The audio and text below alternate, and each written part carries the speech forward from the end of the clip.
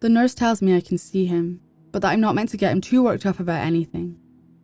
He is recovering from a heart attack after all. It's past midnight and the only thing I've consumed the whole day is 6 coffees. Memories of my morning drift between reality and fever dream. I look far from composed. The nurse hesitates for a moment, but eventually she takes me across the hall. There's another bed in his room, but it's empty. The moment I see the old scientist, my hunger for answers tempers. Back when he was my boss, Dr. Moss had a sort of regal authority about him. No matter what problems the research institute faced, the man was always a shining beacon of calm. Even during the staff picnics, when Dr. Moss ditched his bow tie and replaced it with an apron at the grill, he exuded dignity and poise. Up until this morning, I'd never seen the man panic. Sick, pale, and looking his age, Dr. Moss looks like a soldier on the losing side of a war. He smiles as he recognizes me. An echo of my old mentor lingers in his words as we exchange pleasantries, yet the subject of this morning is inevitable. Soon enough, the age returns to Dr. Moss's face. I ask about the crate that was delivered to the facility this morning. I ask about how Dr. Moss knew what was inside of it. I ask about the horrid monstrosity that crawled from that crate. Did you destroy the specimen? He asks after a long consideration. Incinerated it, I say, just like you asked. He lets out a long sigh. At first I fear I'll have to ask my questions again, but eventually Dr. Moss starts to speak. Sultan Kamer. I met him at a sustainable agricultural symposium in Prague sometime in the late 90s. He was from one of those ex-Soviet bloc countries like Uzbekistan or Kyrgyzstan, but his English was remarkable. I'd never been to his neck of the woods, and the man was full of stories. Though we had to part ways, we exchanged addresses, and I considered the man my friend. The old scientist's eyes drift to the window. He sighs and searches for something in the glow of the street lamps. He does not find it. The man liked to talk, and he loved to write. The envelopes which I received looked ready to burst and came with such frequency that the postman started to ask questions. However, I did not mind. Kamer was a fantastic storyteller. At first, he wrote to me of the Soviet stories he didn't manage to share back during our short time in Prague. After about a dozen letters, Kamer's stories turned to those of travel. Parts of his family had emigrated to the United States long before the fall of the Soviets, and he had decided to go visit them now that the Iron Curtain had rusted away. Being in the West, Kamer attended every symposium and conference that would have him.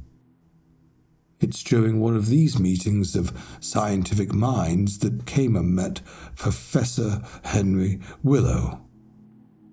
Another long sigh escapes the old man's lips. He shakes his head as if he was trying to get rid of discomforting thoughts. Professor Henry Willow. He enunciates each syllable of the name as if it were dripping with poison. Kamer wrote about the man as if he were the Messiah. He wrote of limitless fields of wheat, of the eradication of hunger or disease. Kamer wrote of science that could manipulate the raw nature of genetics. I must admit, Kamer's long letters left me with a sense of rapture. I suggested and eventually insisted that Kamer and Professor Willow come visit. Soon enough, they did. The door to the hospital room opens and the nurse walks in. She enters with no discernible purpose. After milling around for a moment, she asks Dr. Moss if everything is okay. He says yes and waves her off. The nurse spares me a suspicious look, but eventually she leaves. The old scientist doesn't speak until her footsteps die off in the hallway. Kamer, Willow, and I had dinner together. Italian place, closed down ages ago.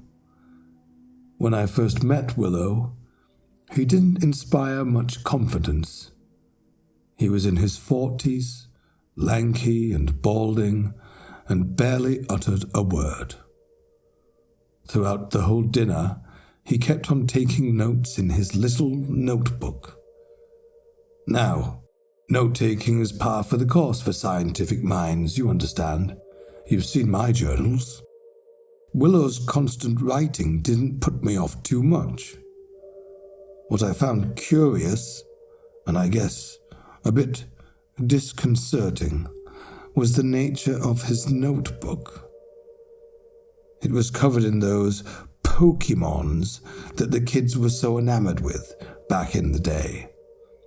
Here you had a presumably genius scientist who was taking notes on stationery fit for a schoolchild.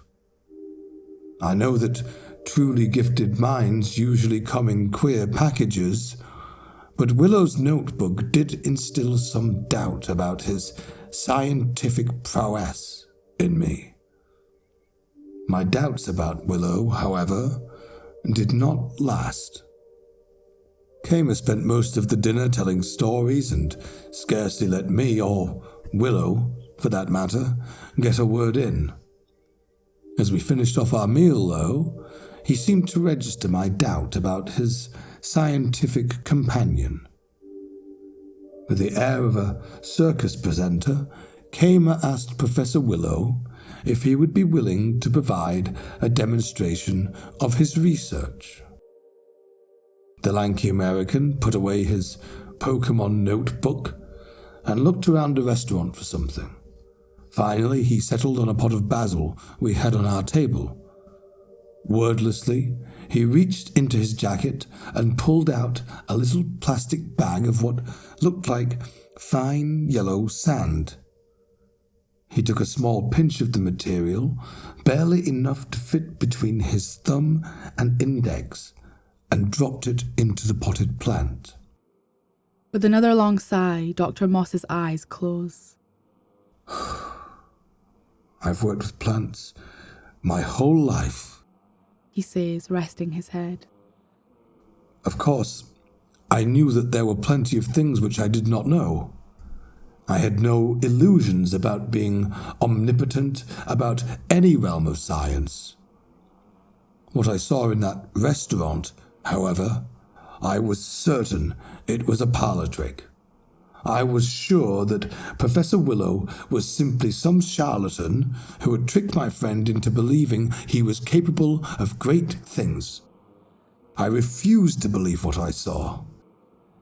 Yet, I could come up with no other feasible explanation.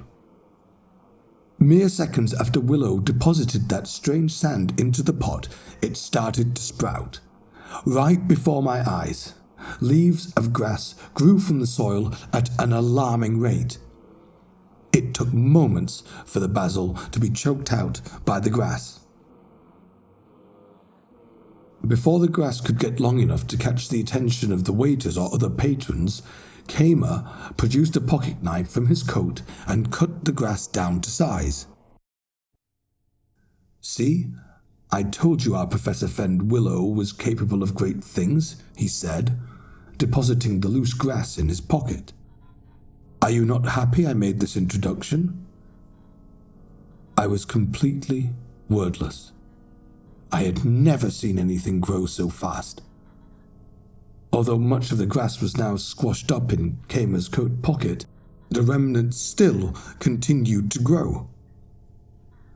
Before I had a chance to formulate any coherent thought, Willow shut his Pokémon notebook. He said the basil pot was nothing compared to the true potential of his discoveries. With a fervor inappropriate for public dining, Willow ranted about the nature of genetics and plants and life. He rasped about how, if one knew where to look, the biology of any organism could be tamed and adapted. He didn't ask, he demanded I take him up to the research facility. Professor Willow demanded I let him demonstrate how far his research had come. When I didn't answer the man immediately, Professor Willow scoffed and went back to scribbling notes in his schoolboy notebook. Kama, in a much more friendly way, suggested that maybe a drive up to the facility would be a nice way to finish off the evening. Without giving me time to answer, he started telling a story about a lab he worked in back in the USSR. Halfway through the story, Kama stopped and started to wonder whether there might not be an empty garden plot at the facility. I said there was. I said I would be happy to see more of Professor Willow's work. We paid for dinner and got in the car. Kama continued to tell his story, but I could scarcely pay attention. I needed to focus on the road and steel myself for what was to come. His eyes open again. At first, Dr. Moss stares at the ceiling, but eventually his eyes drift to my face. Can you imagine where the grill is? That echo of my old mentor rises in his voice. The little cement island in the courtyard. I nod. Just last month he was manning the grill at his retirement party, and just this morning we used the lighter fluid to set an abomination of science on fire. We used to have a garden plot there back in the day. I tried planting something exotic there and it hadn't taken root. The plot was free. Thompson worked security back then, and he didn't put up any argument to us going in after hours, and he kept to himself. His eyes close again. With a deep breath, the machines he's hooked up to change the rhythm of their beeping. Before I get up for the nurse, however, the sluggish tones return. He only used a palmful, a single palmful, and the grass sprung up so high that with a bit of wind it leaned on the roof. The sheer amount of plant matter, let alone the speed at which it grew, it left me completely stunned. As I looked at the grass sway above, nearly covering the moon, Kama gave me a cigar. He spoke of how Willow's research could be adjusted for different crops. He painted pictures of a world free of hunger, free of wars over resources. Kama spoke of a science that could usher in a utopia. Willow did not smoke with us. He watched the grass with a furrowed brow, and occasionally, when a thought seized him, he scribbled it into his colourful notebook. It took me a long while before I was able to speak, but when I could, I asked how Willow had made such discoveries. Professor Willow, in something resembling a calm demeanour, explained to me that the instructions came to him in a dream. He said that these dreams revealed to him exactly what he was meant to do, and that other people had been given instructions as well. His tone was much calmer than back in the restaurant, but that did not last for long. Willow's speech soon turned into utter nonsense, and he was screaming about the final century and heavenly mandates, all while slapping the flimsy notebook to punctuate his points. His words were madness to me then, and they're madness to me now. But the machines quicken their beep again. Dr. Moss's eyes open up again, and he quietly, almost in a whisper, asks me for a glass of water. Mercifully, there's a sink in the room, and I don't have to go and get a nurse. As I pour, however, there's an uncontrollable tremor in my hand. I'm sorry, He says, after I help him take a sip of water. I didn't mean to get you involved in all this. For 2 decades, I didn't hear from Kamer. I thought he had given up or retired or perhaps died. If I thought there was even a remote chance of... His voice trails off. I tell him it's okay. I tell him he can finish telling me the story tomorrow. No. He says. You deserve to know. You deserve to know, and I can't carry this to the grave. For a moment I consider getting off my chair and returning tomorrow. Dr. Moss, however, stops that thought short. It was madness, he says, taking in a deep breath.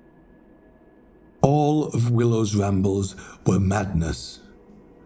But what followed was so much worse. A sound came out of the grass. It stopped Willow's unhinged rant in its tracks. Suddenly, all he was interested in was the grass. Even Kamer leaned forward with unconcealed fascination. It was a sort of moi sound, something that could only be pronounced with human lips. Something was babbling in the grass. The sound sent a chill down my spine. The creature that crawled out of the crate this morning, the same creature that me and Dr. Moss beat to death and set on fire. It made those exact sounds. It didn't look like the one we saw this morning. It was shaped like a person. Its lips were still huge and fat, and its skin was covered in insect eyes and strange flowers. But it had arms and legs. The thing crawled out of the grass, babbled at me with its inflamed lips, and then died. Willow noted another flurry of thoughts in his notebook. Kamer, on the other hand, was full of promise. He celebrated how the grass had managed to create a living, breathing creature. Sure, it died right on the spot, but there was research yet to be done. With a little funding, Willow's technology could be adjusted for organisms that could survive past a couple of breaths, for livestock, for more solutions to world hunger.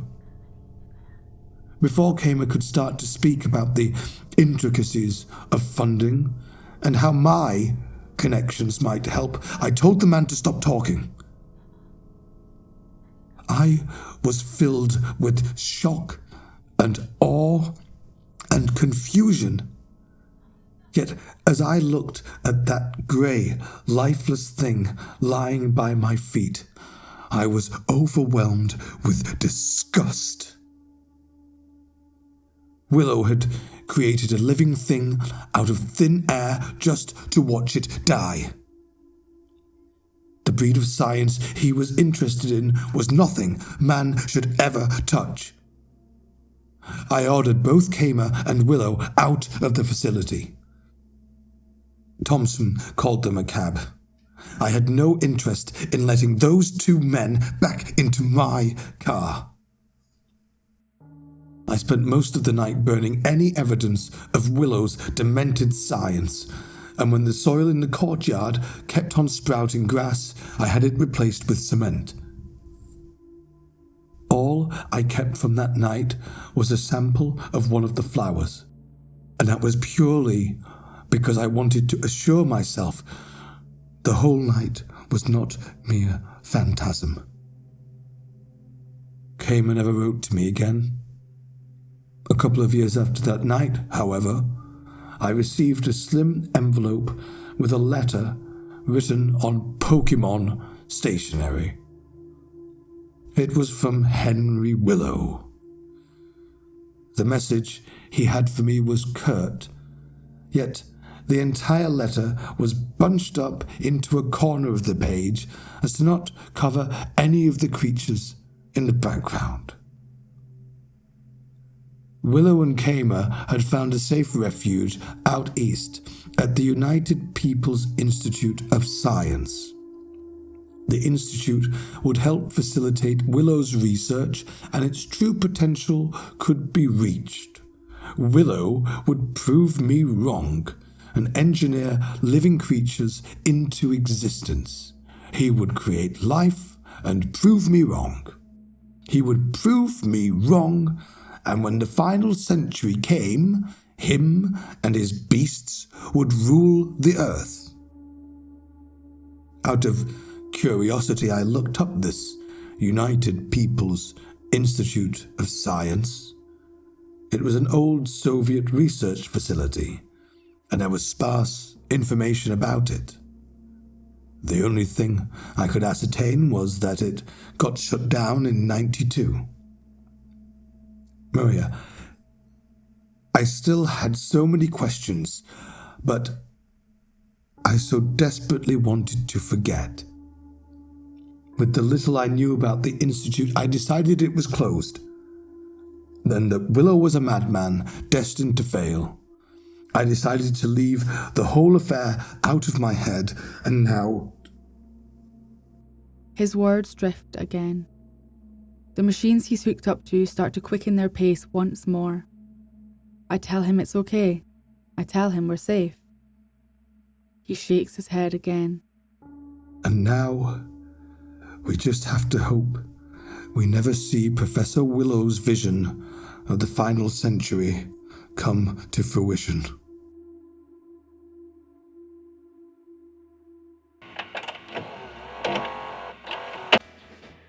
And so concludes another episode of the United People's Institute series. Next Thursday comes a tale of the Slovakian woods, research trips, and flying snakes, read by Nature's Temper.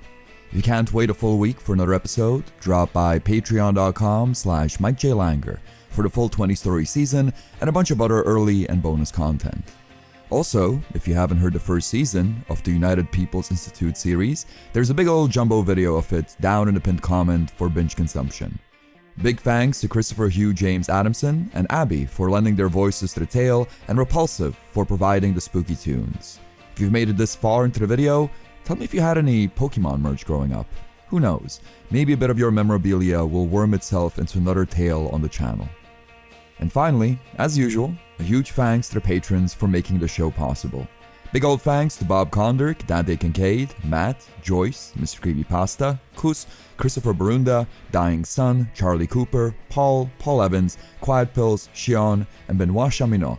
If you want to join these illustrious scientific minds, drop by patreon.com/MikeJLanger. That's it for me this week. Hope everyone is safe, sane, and healthy out there.